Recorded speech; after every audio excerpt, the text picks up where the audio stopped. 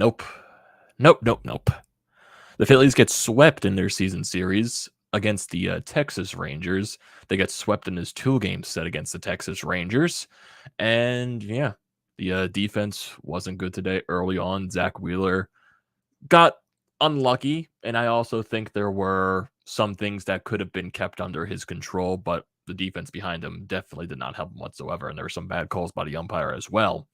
But fully wasn't, I would say, Zack Wheeler, but I would say he was more unlucky than not. Offense, quiet besides of a Kyle Schwarber 2-run bomb. He continues to be hot this month of June. Nick Castellanos, JT Realmuto continue to struggle at the plate. I would say right now something that I'm also thinking of as well. The lack of this is not like a full-on criticism of him, but Didi Gregorius, I have appreciated the way he has been playing. I think he's been a lot better this year. I like the way that he's using the entire field, getting on base and everything like that. But the stretch that he's been on basically throughout the entire season, the lack of power is kind of concerning. Kind of concerning for Didi Gregorius' standpoint right there. And really, this bottom part of the lineup, when, Kyle Schwarber, Rhys Hoskins, Bryce Harper, your top 3 in the order, have been your best hitters basically throughout this entire stretch. And then you go basically down the rest of the lineup. Nick Castellanos struggles. Then you go to JT Realmuto, who's even struggling even more than Nick Castellanos. Didi Gregorius, hit or miss. Certain days, he's been more hit than miss so far this year. Alec Bohm, basically the same thing, hit or miss. Bryson Stott, he had his stretch where he was really good, and he's died off a little bit. He missed a home run today, though. He absolutely crushed the ball. Somehow didn't go out of the yard. Odubel Herrera is in a terrible slump, so this is basically who Odubel Herrera is.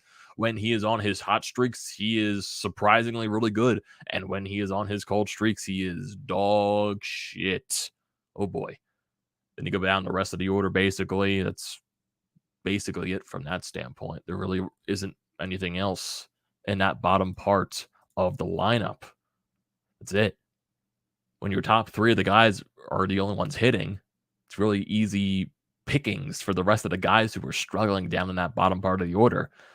Because right now, when you get runners in scoring position for a guy like a Nick Castellanos or JT Realmuto, it's just right now with the way they're swinging the bat, they're not going to drive in the runs. They're not getting the hits. And you think going back to the Washington series when Nick Castellanos had a couple of good rips into the outfield for extra base hits, scoring some runs, you think maybe he's finding his swing again. But right now, that's not the case. JT Realmuto just completely lost at the plate. It's basically it there. Zack Wheeler, like I said, I thought he was very unlucky in this ball game. Very, very, very unlucky. He only lasted 4 1/3 innings. Not Zack Wheeler-like. 7 hits allowed, 4 runs. 2 of those were earned. 3 walks, 8 strikeouts on 99 pitches. The ERA is up at 2.77. Big error by Rhys Hoskins in the second inning. Really just bad defense in the outfield by Odubel Herrera and Nick Castellanos. That, should have been a single, allows 2 runs to score. One of those runs being from first base. Really. A couple of weak ground balls, lucky base hits for the Texas Rangers that get through. Guys that have been struggling this entire year, like Marcus Semien and Corey Seager, are the guys that wake up in these 2 games. John Gray on the mound for the Rangers, who's had an incredible month of June on his own. I would like to get to him now. I would like to make him worry out there a little bit. Really, this season's series against the entire Texas Rangers team in the 4 games, Phillies have struggled to hit. Their starters have been okay. Their starters have been good in this season series against Texas. The bullpen has been bad, though, but surprisingly, that wasn't the case. The bullpen was actually really good today. It was your offense that was basically the main concern, and the defense. Your offense and defense lost you this game because they, not scoring runs and basically giving Texas the easy runs. Because if you don't make those errors and everything out there, and maybe if the umpire actually calls a strikeout in that 3rd inning, what was it? Zack Wheeler probably lasts longer in this game than just 4 1/3 innings. Just saying that. Because that huge missed strikeout call by the third base umpire on the check swing, which was an obvious swing, would have been an ending, strike him out, throw him out, double play at second base. Doesn't turn into that. No runs come across the plate after that situation, but the bases do get loaded. and Zack Wheeler's pitch count rides up there, missed calls can change a lot of a course of an inning, and it especially did in that instance. Zack Wheeler's pitch count rises to the 70 mark, and he only lasts one more inning after, or a couple of more innings after that. So you can say Zack Wheeler really, really, really unlucky in this game. And really, this game, I would say more was not Zack Wheeler like. There were some issues, with the fastball command, but I still think he was the least of the Phillies' worries in this game, in my honest opinion. The offense going through a stretch of struggling right now, and it's not going to get easier when you're playing the San Diego Padres this week, just not even easier. You think you're struggling against the Texas Rangers pitching staff and their bullpen? Going up against the San Diego Padres is a whole different story with their pitching. My goodness. And you're facing, I think, Joe Musgrove tomorrow, who is on an incredible stretch so far. They showed before the game, I believe it was pitchers with the best ERA since May 1st. Zack Wheeler was second in that list with like a 1.65 ERA, I believe, or 1.63. It was one of those two areas. Joe Musgrove has been way better than Zack Wheeler. Actually, I wouldn't say way better. He ranked first on the list, though. Had a better ERA than Zack Wheeler. I believe it was like in the one. It was lower than 1.6. I'll tell you that. But yeah, the pitching is definitely not going to get any easier when you're facing the San Diego Padres, and your offense has to come up big this week, especially also your starting pitchers. Really, it just has to. I wouldn't say Zack Wheeler was the main concern of the Phillies today. He definitely wasn't himself, but I still think there was a lot of unluckiness that went around in this game, like the errors, like that missed strikeout call from the umpire, which would have ended the inning. Probably would have kept his pitch count way lower, and he probably would have lasted at least 6 innings in this ball game. And even though the Phillies were still in this game regardless, it was only a 4-2 game basically the entire way. But really, nothing else happened from there. If you go throughout this entire game, really just nothing. Nothing at all. You get a Bryce Harper walk in the first inning. Nothing goes from there. Top of the second, you go down 1, 2, 3, but then you go into the bottom of the second inning. Leadoff walk for Heim. And then this would have been a easy double play for Rhys Hoskins. Chopper over to him. Lau hits it. The shift is on there. Rhys Hoskins playing a little shallow, or playing in, actually. Ball goes right on his glove. He boops it, and it goes into foul territory, and he can't make the play at first base. Heim's safe at second base, so you get a first and second situation now with no outs, where it should have been a double play and 2 outs for Smith, who came up eventually. He bunted into a fielder's choice. Alec Bohm actually made a good decision going to second base to get at least part of the runners to, maybe prevent something there. So that was honestly a smart play from Alec Bohm, surprisingly, in the infield. Then Zack Wheeler gets the next guy to strike out, so you get 2 outs now for Brad Miller. And Zack Wheeler was ahead in the count in this at-bat. It was a 1-2 count. Just left the 4-seamer hanging over the middle of the plate, and bamboo Brad Miller made him pay, I guess. But then you get, for some reason, I have no idea why Odubel Herrera is like so deep in center field, like going to left field, basically. He was so deep in left center field, and Nick Castellanos, made the worst attempt to try to get this ground ball. But honestly, that should be Odubel Herrera's ball. He shouldn't be playing that deep out in left center field, because that kind of costed you. Not taking any blame off Nick Castellanos, because he does need to make a better play on that ball, my honest opinion, because on this situation, a runner from first base should not be scoring on a single. That's just what should not happen. It just shouldn't happen whatsoever. But it does. It becomes a 2-0 lead there for the Rangers. So that's 2 unearned runs for Zack Wheeler. Runs that shouldn't have scored, because Rhys Hoskins should have been able to make that double play. And the second run shouldn't have scored, because Odubel Herrera and Nick Castellanos should have been, making better attempts to get that ground ball in the outfield. Should have. But then you respond in the top of the third inning. Alec Bohm leads off with a single. And then Bryson Stott, after he barely misses going yard, the center field wall is listed at 407 feet. According to Baseball Savant, the ball traveled 409 feet. Somehow did not go over the fence. It doesn't make sense. It really doesn't. But 409 feet, 407-foot wall, ball should have went out, but it just died right at the warning track. So, sucks right there.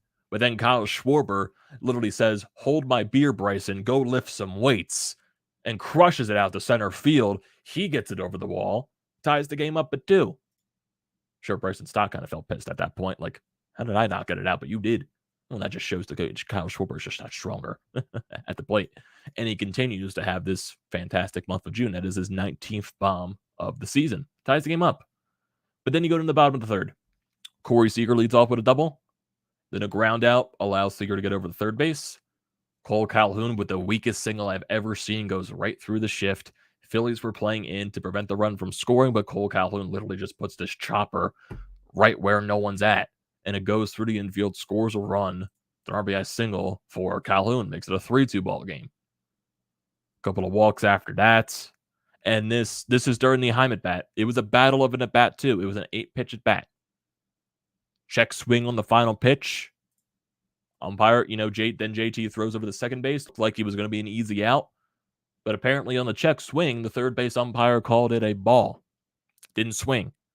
But when you see on the replay, it was an obvious swing. Heim swung at that pitch. You saw the plate crossing you saw the bat crossing the home plate, area. So, and also on the replay, it was, a easy out at second base for JT Realmuto, the throw out there. So this would have been an ending, strike him out, throw him out, double play. But it doesn't happen.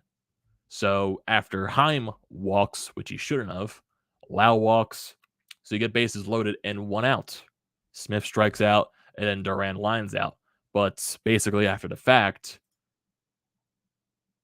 Zack Wheeler really battled this inning. A lot of pitches. A lot of pitches. Pitch count went to above 70 in this inning. Would have been way less. Would have been probably around the 50s, if not for, that missed call at third base. Would have been, basically that. Top 4, 2-out single by Didi Gregorius turns into nothing. Phillies really going down easy the rest of the way, going the bottom of the 5th. Wheeler still out there, allows a couple of leadoff doubles. Garcia doubles, then Calhoun doubles. Makes it a 4-2 ball game. It was a nice play by Bryce and Stott because Calhoun was trying to stretch it, making it a triple. Nice play by Bryce and Stott on the relay to get him out at third base to prevent any other damage from there. But then a 1-out single by Heim takes Zack Wheeler out of this ballgame at 99 pitches. In comes Andrew Bellotti. He strikes out the next 2 guys to get out of that situation. And it's a 4-2 ball game the rest of the way from there. Go to the top of the 6th. Phillies have a chance to, do some damage. Bryce Harper with a 1-out single, and then he steals second base during the Nick Castellanos at bat. And for this Nick Castellanos at bat, worked the 3-2 count. Technically, he struck out, but a pass ball goes behind the catcher.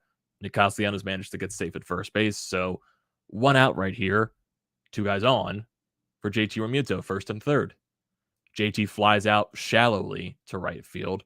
Bryce Harper couldn't tag up because of the arm and cannon from Cole Calhoun. It was a very shallow fly ball, so no sac fly on that situation. And then Matt Moore comes out to face Didi Gregorius, and Matt Moore strikes Didi Gregorius out. Gross. I want to throw up. I want to throw up watching Matt Moore pitch. I do. I really want to throw up watching Matt Moore strike out Didi Gregorius and having success against this Phillies team. And you know what makes me want to throw up even more? Matt Moore has a 2.27 ERA with the Rangers this year. He's been good. What? That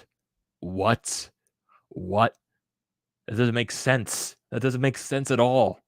How is Matt Moore having a good season? Doesn't make sense at all. Makes me want to gag. So that's the first and third situation. Runners in scoring position. Still an issue. Brogdon comes out for the 6th inning. 1, 2, 3. Connor Brogdon looked really good there.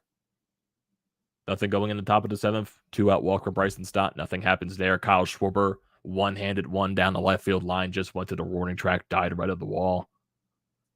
Alvarado comes in for the 7th inning. Surprisingly, a clean inning of 1, 2, 3. 2 strikeouts for him. Rhys Hoskins, leadoff infield single. Nothing happens there. Bryce Harper, Nick Castellanos strikeout, and JT grounds out. Corey Knebel comes out for the 8th. After a 2-out walk, manages to get out of that inning cleanly. Then a 1-2 inning for the Phillies in the 9th. So really quiet ball game overall. Phillies are now 2 games above 500. They are 36 and 34. Overall, just a bad game. Another bad game. And so that's 3 losses in a row. This is their first, 3-game losing streak in a while. They haven't lost 3 straight in a while, probably since, they went on that long losing streak before Joe Girardi got fired. I think this is the last time they at least lost 3 straight. Let's not extend that. Let's not make it more. You got to win tomorrow against San Diego. I know San Diego is going to be difficult. I know it's going to be a very, very, very, very, very, very tough series against the Padres. Got to find a way to get wins. You got to find a way to get wins. Your offense has to wake up this series. It really does. Going to be a difficult task with this pitching staff, though, in San Diego.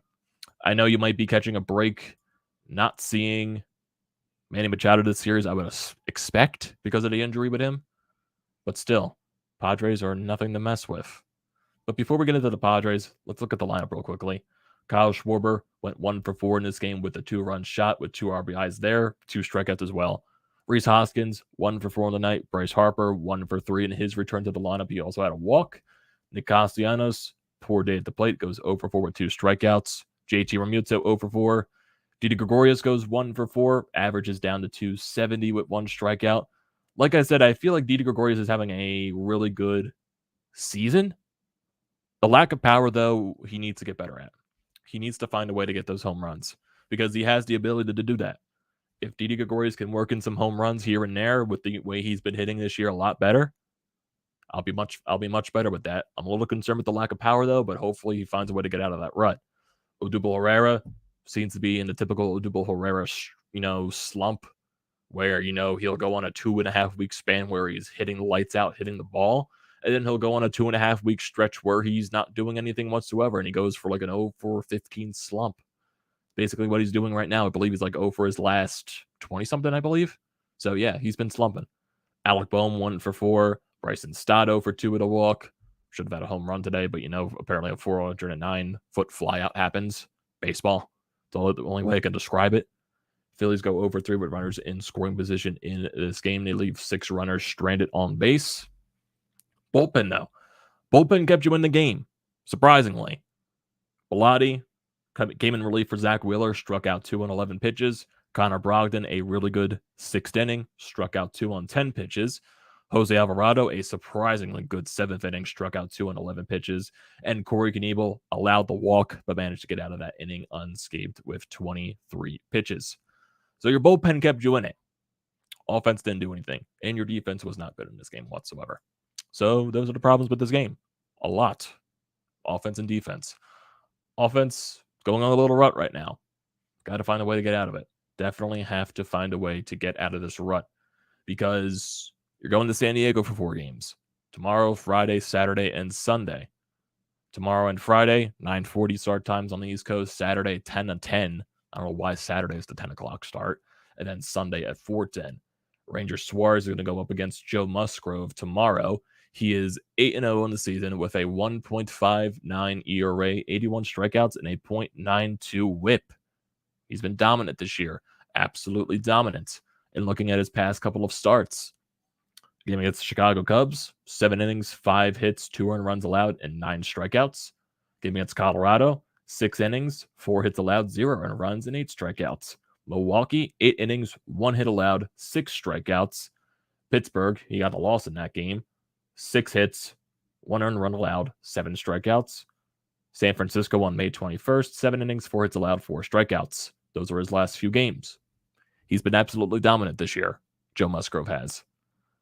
The rest of the pitching staff going into the series, Aaron Nola going up against Mackenzie Gore. You've seen Mackenzie Gore a little bit this year. He is a very, young stud for that Padres rotation. He is 4-3 with a 3.64 ERA. Been really solid this year for San Diego.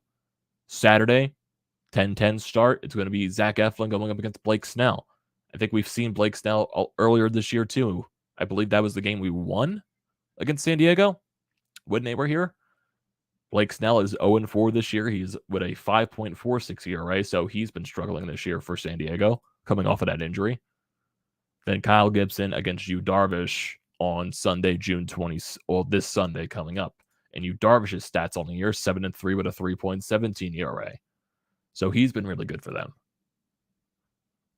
Got to find a way to win these games. And it's still going to be a question mark with Zach Eflin on Saturday. Is he going to be ready for that game? Is the knee going to be an issue? Are they going to force him to go out there and maybe, limit his innings?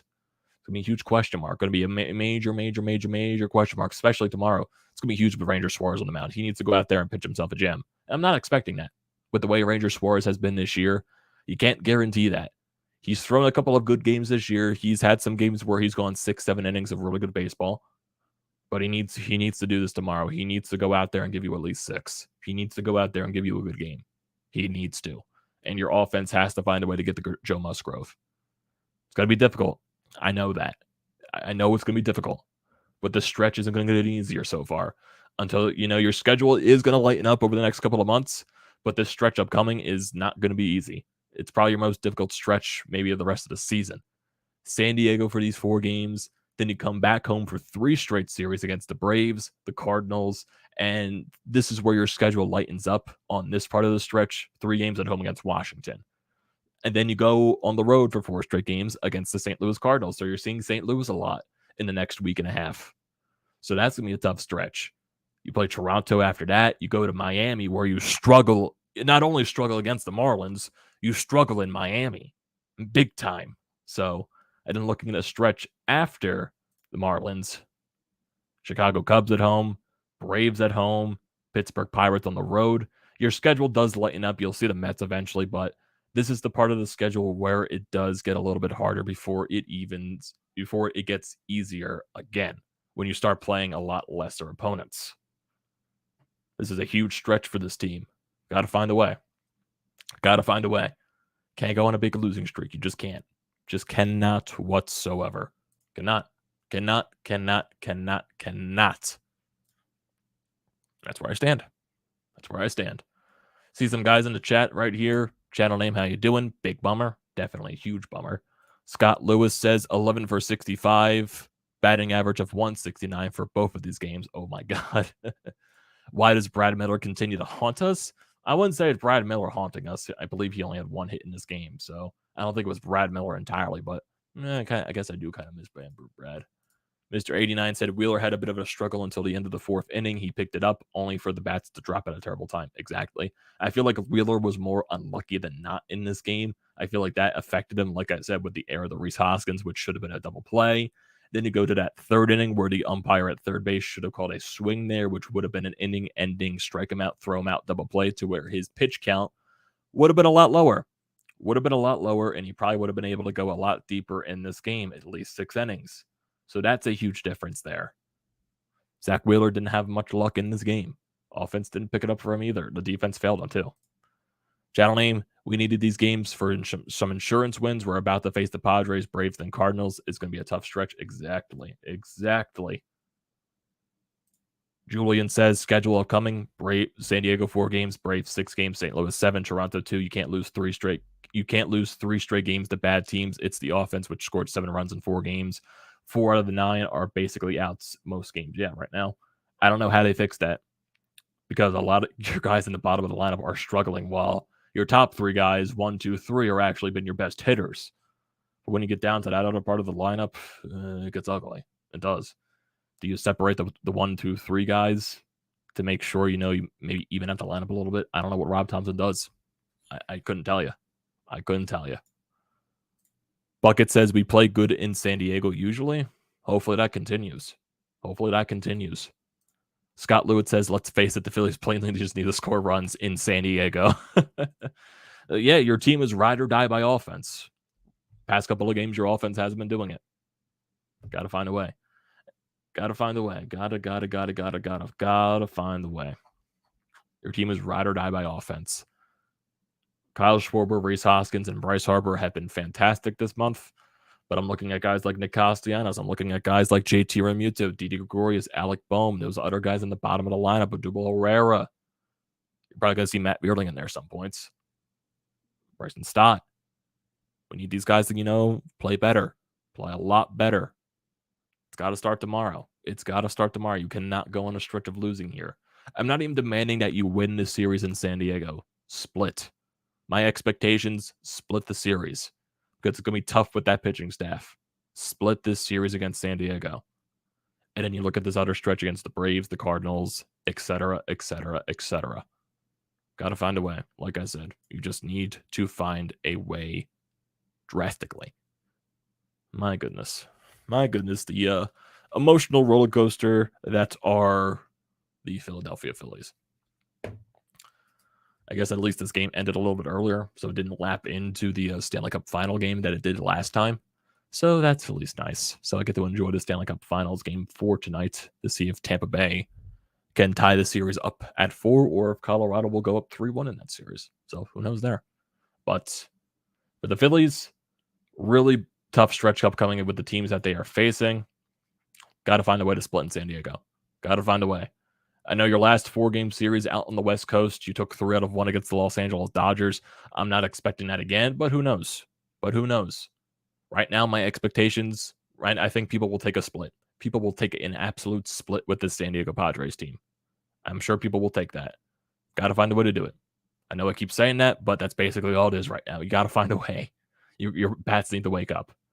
Not talking about Kyle Schwarber, Rhys, Hoskins, and Bryce Harper because they've been magnificent. But your other guys need to find a way to wake up. So that's where I stand right now, everyone. I appreciate everyone here that joins the live feed as always. And if you tune into this stream late or tune into it when the stream's not live at all, definitely recommend leaving a comment in the comment section below.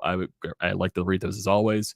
Do not forget to drop a like on the video. Do not forget to check out everything in the description below, the Painted Lions, BrodesMedia, everything like that. I recommend it.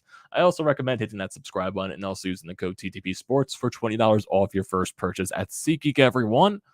And I will see you next time. I'm still debating what I'm going to do for this series against the Padres. Most likely, I'll probably be doing post-game recaps, but with the late games, it kind of sucks. So you'll definitely see something happen at some point. But right now, we'll play it by ear.